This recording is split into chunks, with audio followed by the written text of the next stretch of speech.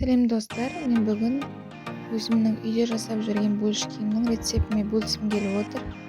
Менің видеоларымды жіберіп алмау үшін каналға тіркеліп қойыңыздар. Ең алдымен ыдысымызға 1 стакан жылы сүтімізді құйып, және үстіне 2-3 қасық шекерімізді салып араластырамыз. Үстіне 1 шай қасық тұзымызды, 1 шай қасық дрожжымызды салып араластырамыз. Араластырып болып, үстіне 1 жұмыртқамызды және де бөлме температурасындағы сары майымызды саламыз. Араластырамыз. Енді 800 граммдай електен өткізілген ұнымызды саламыз. Араластырып, жақсылап, жұмсақ қылып қамыр елейміз. Және де үстіне азғантай ғана сұйық майымызды құйып, тағы да қайырып елейміз.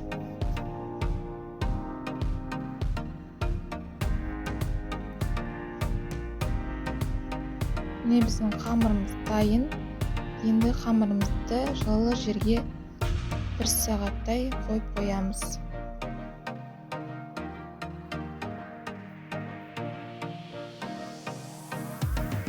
Міне біздің қамырымыз қашыды.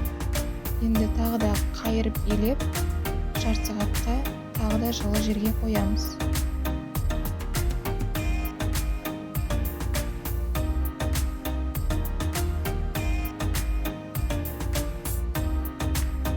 Міне біздің қамырымыз дайын болды.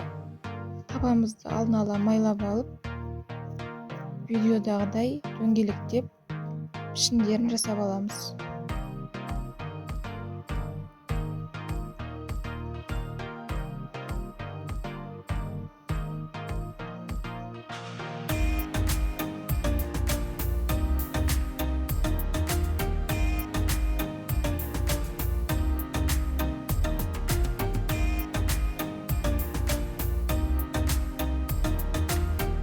Барлығын дөңгелектеп жасап болғаннан кейін бөліш киімімізді жарты сағатқа жылы жерге көтерілгенше қоямыз.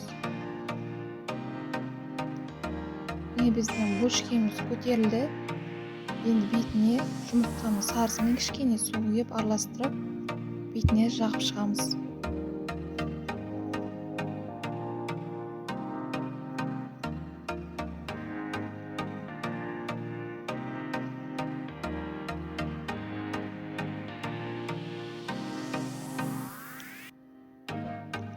Енді бетіне мак сеуіп шығамыз.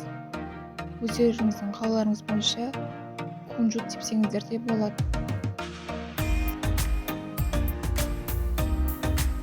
Енді сеуіп болып 180 градусқа жарты сағатқа қойып қоямыз. Міне біздің бөліш киіміміз пісті. Өте жұмсақ, нәзік, өте дәмді болып шығады. Үйден жасап көріңіздер. Егер видео пайдалы болса, лайк басып, комментарий қалдырыңыздар. Және де менің каналыма жазылуды ұмытпаңыздар. Ас болсын.